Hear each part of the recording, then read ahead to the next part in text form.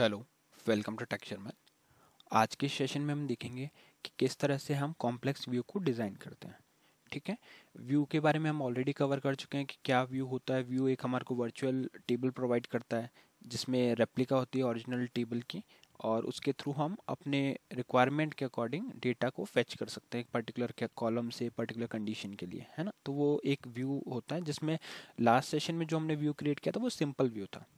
तो डिफरेंस क्या है सिंपल व्यू और कॉम्प्लेक्स व्यू में? पहला डिफरेंस तो ये है कि सिंपल व्यू में हमारे पास सिर्फ एक ही बेस टेबल होती है और एक ही बेस टेबल से हम डेटा को फेच करते हैं अपने व्यू में। बट जब हम बात कर रहे हैं कॉम्प्लेक्स व्यू की, तो उस केस में हमारे पास एक से ज़्यादा भी बेस टेबल हो सकती है। ठीक है, तो उसी का सिनेरियो हम यहाँ डिस्कस करेंगे। तो मैंने एक क्वेरीज कुछ यहाँ पे नोट डाउन किए। मैं पहले आपको वो क्वेरीज समझाऊंगा कि वो हम क्यों यूज़ कर रहे हैं, और फिर हम इसका ऑपरेशन देखेंगे। ठीक है, तो यहाँ पे आप देखोगे मैंने पहले एक टेबल बनाया। जैसे मैंने बताया आपको कि दो टेबल की नीड होती है हमारे को यहाँ पे बेस।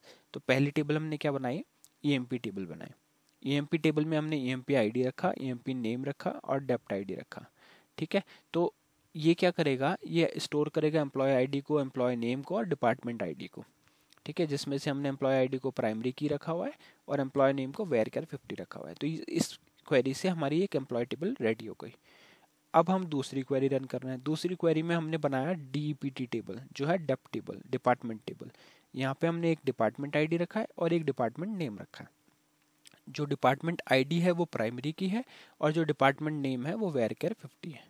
ठीक है, तो ये हो गया हमारा सेकेंड टेबल।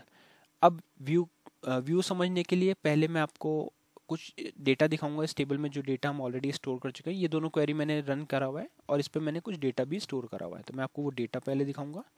तो सेलेक्ट स्टार फ्रॉम sharmit1/emp। तो अगर आप यहाँ पे जैसे ही एंट्रेट करोगे तो आपको सेलेक्ट स्टार फ्रॉम sharmit1/emp। ठीक है, इस पे जैसे ही हम एंट्रेट करेंगे तो यहाँ पे आपको ये डेटा मिल रहा है। एम्प्लॉय आईडी है, एम्प्लॉय नेम है और डिपार्टमेंट आईडी है। ठीक है, तो यहाँ पे आप देख रहे हो कि अपने पास डिपार्टमेंट का नेम नहीं है, हमारे पास सिर्फ डिपार्टमेंट आईडी तक के कॉलम है। वही अगर मैं दूसरी क्वेरी रन करूं जो डीईपीटी टेबल पे होगी, तो वहाँ पे हमारे को डिपार्टमेंट आईडी और डिपार्टमेंट नेम मिल रहा है।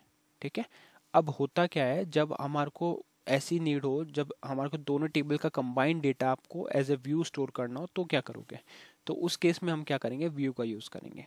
व्यू के साथ में ज्वाइन ऑपरेशन, व्यू जब बनाएंगे तो उसमें ज्वाइन ऑपरेशन का यूज़ करेंगे और ज्वाइन से ये दोनों का डेटा कंबाइंड होकर हमारे पास आएगा। ठीक है, तो उसके लिए मैं दिखाता हूँ कैसे बनता है प्रोग्राम।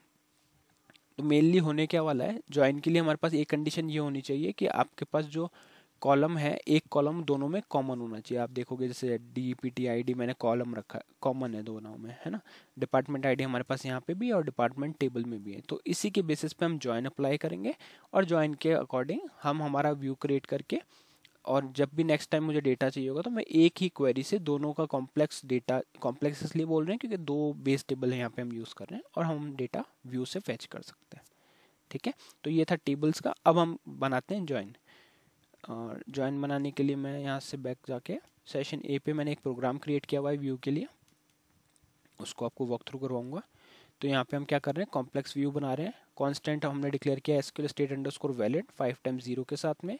कमिटमेंट कंट्रोल सेट किया कमिट इक्वल से स्टार नन पे, और यहाँ पे व्यू कर रहे हैं व्यूज इन एसक्यूएल आरपीजी। ठीक है, तो यहाँ पे हम क्या कर रहे हैं, कॉम्प्लेक्स व्यू बना रहे हैं। तो कैसे बनेगा, आपको लिखना है exec SQL create view emp dpt। तो ये हमने व्यू का नेम दिया है emp dpt। वो क्यों? क्योंकि हम एम्प्लॉय टेबल का भी यूज़ कर रहे हैं और डिपार्टमेंट का भी यूज़ कर रहे हैं। तो ये आपके ऊपर है, आप कुछ भी नेम रख सकते हो, बट इस तरह से रखने से एक आइडिया रहता है कि कौन से टेबल का व्यू बनाया है हमने। तो emp और dpt एज सेलेक्ट। अब यहाँ पे हम एलियाजिंग का यूज़ करेंगे। तो यहाँ पे हम क्या कर रहे हैं, E dot E M P I D. तो ई क्या इंडिकेट करेगा कि हम एम्प्लॉय फाइल से डेटा ले रहे हैं। तो E dot E M P I D, E dot E M P name, E dot department I D और D dot D P T name. ठीक है, तो ये जो डी है वो रिप्रेजेंट कर रहा है डेप टेबल को और ई है वो रिप्रेजेंट कर रहा है एम्प्लॉय टेबल को। ठीक है, ये नॉर्मल सा ज्वाइन हमने लगाया इस व्यू में। इसको कॉम्प्लेक्स इसलिए बोल रहे हैं क्योंकि यहाँ पे हम दो बेस टेबल का यूज़ कर रहे हैं। पेज डाउन करके बाकी क्वेरी देखते हैं। अब हमने यहाँ पे लिख दिया from E M P E. तो ये ई लिखा है ना, इसी वजह से हमने वहाँ पे ऊपर ई डॉट लगाया, क्योंकि हम एज ए एलियाज इसको यूज़ कर रहे हैं। E dot employ I D वो इसलिए करते हैं क्योंकि मान लीजिए आपके पास कॉलम जो है डिपार्टमेंट नेम या डिपार्टमेंट आईडी दोनों टेबल में है, तो उस केस में ये कंफ्यूज हो जाएगा कौन से टेबल से डेटा पिक करना है। तो हम इसको एलियास दे देंगे कि ई लिखा है तो एम्प्लॉय से पिक करना है और डी लिखा है तो डिपार्टमेंट से। जैसे यहाँ पे हम डी डॉट डिपार्टमेंट नेम कर रहे हैं तो ये सिर्फ डिपार्टमेंट टेबल में चेक करेगा। ठीक है, EMP ई लिखा, फिर ज्वाइन लगा दिया। ज्वाइन लगाने के बाद में हम कर रहे हैं DEPT डी, तो यहाँ पे क्या हो रहा है, डेप टेबल को डी से रेफर कर रहे हैं हम। ऑन, अब किस पे हम ज्वाइन लगा रहे हैं, हम लगा रहे हैं E dot dept I D और D dot dept I D. तो जहाँ पे भी दोनों का डेप्ट आई डी इक्वल होगा वो सारा डेटा ये फेच करके लाएगा। ठीक है, तो ये एक क्वेरी है जो ज्वाइन ऑपरेशन की हेल्प से हम व्यू बना रहे हैं। ठीक है, ये मेन क्वेरी है। क्रिएट व्यू लिखना है आपको, व्यू का नेम देना है emp dept as select e dot emp id, e dot emp name, e dot dept id, d dot dept name from emp e। यहाँ पे एम्प्लॉय का जो एलियास यूज़ किया वो ई है। ज्वाइन डेप्ट डी, यहाँ पे डिपार्टमेंट का जो एलियास है वो डी है। On E dot dept I D equals to D dot dept I D. ठीक है, तो ये ज्वाइन लग गया। जैसे ये क्वेरी एग्जीक्यूट होगी आपका व्यू क्रिएट हो जाएगा। अगर व्यू सक्सेसफुल क्रिएट हुआ है, मतलब एसक्यूएल स्टेट, अगर एसक्यूएल स्टेट अंडरस्कोर वैलिड आ रहा है तो व्यू क्रिएटेड आ जाएगा। एल्स प्रिंट करेगा ये एरर कोड, मतलब एसक्यूएल स्टेट, और साथ में प्रिंट कर देगा message query ended with an error, और INR को ऑन कर देगा। ठीक है, तो इसको मैं एक बार कंपाइल करता हूँ और कॉल करता हूँ। तो कॉल करने पर हमारे पास मैसेज आया व्यू क्रिएटेड। अब देखते हैं इसका बेनिफिट क्या है। तो बेनिफिट के लिए मैं इसी पे जाता हूँ वापस से strSQL। यहाँ पे मैं एक क्वेरी रन करूँगा, select star from Sharmit 1/emp dept, और मैंने जैसे ही इस पे एंटर हिट किया तो आप देखो कि एक ही क्वेरी से, सिंपल एक क्वेरी मैंने लगाया, उससे मेरे पास ये सारा डेटा एक साथ आ गया। एम्प्लॉय आईडी आ गई, employ name, department ID, department name. पहले हमने देखा था कि ये सिर्फ ये 3 इन्फॉर्मेशन एक टेबल में थी और बाकी इन्फॉर्मेशन अलग टेबल में थी, बट व्यू की हेल्प से और ज्वाइन की हेल्प से इस सबको कंबाइन कर दिया। ज्वाइन ने तो इनको कंबाइन किया और व्यू ने आपको मतलब बार बार ज्वाइन लगाने की नीड नहीं है अब, है ना। वर्चुअली हमने एक ऐसा टेबल ही बना लिया जिसके थ्रू आप डायरेक्टली डेटा फेच कर सकते हो। वरना क्या होता है, आप नॉर्मली ज्वाइन बार बार लगाओगे तो भी वही काम करेगा, सेम ज्वाइन यहाँ पे भी लगाओगे, पर वो बहुत कॉम्प्लेक्स हो जाएगा, आप बार बार कॉलम सेलेक्ट कर रहे हो, है ना। तो उससे बेटर ये है कि अगर आपके पास एक पर्टिकुलर कंडीशन है, एक ज्वाइन कंडीशन है, तो उसको आप एज ए व्यू स्टोर कर लो। तो ये वर्चुअल टेबल बन गया अब हमारा। एक्चुअल में ये कुछ डेटा स्टोर नहीं कर रहा, डेटा वही दोनों टेबल स्टोर कर रही है, बट ये आपको एक वर्चुअल लुक अलाइक प्रोवाइड करता है ना। यहाँ पे आप वर्चुअली देख सकते हो उस टेबल को, और यहाँ पे सारा डेटा आपके पास आ रहा है। ठीक है, तो ये था हमारा कॉम्प्लेक्स व्यू। कॉम्प्लेक्स इसको इसलिए बोल रहे हैं क्योंकि यहाँ पे हम एक से ज़्यादा बेस टेबल का यूज़ कर रहे हैं।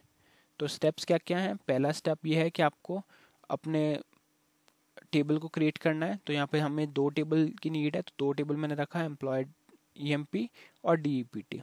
दोनों टेबल को मिक्स करके हमने ज्वाइन बनाया। ज्वाइन बनाने के बाद में उसका व्यू क्रिएट कर दिया। ठीक है, तो टेबल क्रिएट हो गया, उसमें कुछ डेटा इंसर्ट किया हुआ था, इसलिए वो डेटा आपको शो हो रहा है। तो इंसर्ट क्वेरी आप लोगों को हम पहले भी बहुत बार डिस्कस कर चुके हैं, तो वो आप सिंपली यूज़ कर सकते हो। इस तरह से रहती है, insert into Sharmit 1/emp values 1 emp1। तो अब ये हम बहुत बार डिस्कस कर चुके हैं, तो अभी सिर्फ हम उस पर ही फोकस कर रहे हैं कि कैसे हम कॉम्प्लेक्स व्यू को बनाते हैं। अब एक बार मैं फिर से आपको बताता हूँ कि कॉम्प्लेक्स व्यू में और सिंपल व्यू में डिफरेंस क्या होता है। तो कॉम्प्लेक्स व्यू में डिफरेंस ये होता है कि यहाँ पे हम 2 बेस टेबल का यूज़ करते हैं। तो आप यहाँ पे देखोगे ज्वाइन कर रहे हैं तो ज्वाइन 2 पे ही होता है। तो यहाँ पे पहली टेबल ये है EMP जो बेस टेबल है, दूसरी DEPT जो बेस टेबल है। ठीक है, अगर ये सिंपल व्यू होता तो सिर्फ एक ही टेबल से हमारा सारा ऑपरेशन हो रहा होता। बेस टेबल क्या होती है, बेस टेबल वो टेबल होती है जिसके ऊपर हम व्यू क्रिएट कर रहे हैं, जो एक्चुअल में डेटा स्टोर कर रहा है। ठीक है, अब अगर आप इसका टाइप चेक करोगे, वर्क OBJ करके EMP dept करोगे तो आपको ये टाइप बताएगा लॉजिकल फाइल। ठीक है, तो लॉजिकल फाइल है, व्यू है, इसका मतलब है कि ये सिर्फ वर्चुअली हमारे को प्रोवाइड कर रहा है व्यू, है ना। ऐसा नहीं है कि ये एक्चुअल में कुछ डेटा स्टोर कर रहा है या ऐसा कोई ऑपरेशन, ये डेटा स्टोर नहीं कर रहा है, ये जस्ट आपको वर्चुअली प्रोवाइड कर रहा है एक डेटा।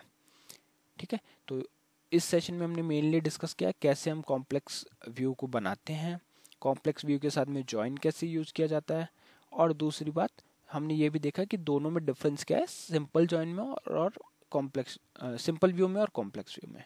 ठीक है, तो इस सेशन के लिए इतना ही था। नेक्स्ट सेशन में बाकी टॉपिक डिस्कस करेंगे। So thank you for watching tech Sharmit.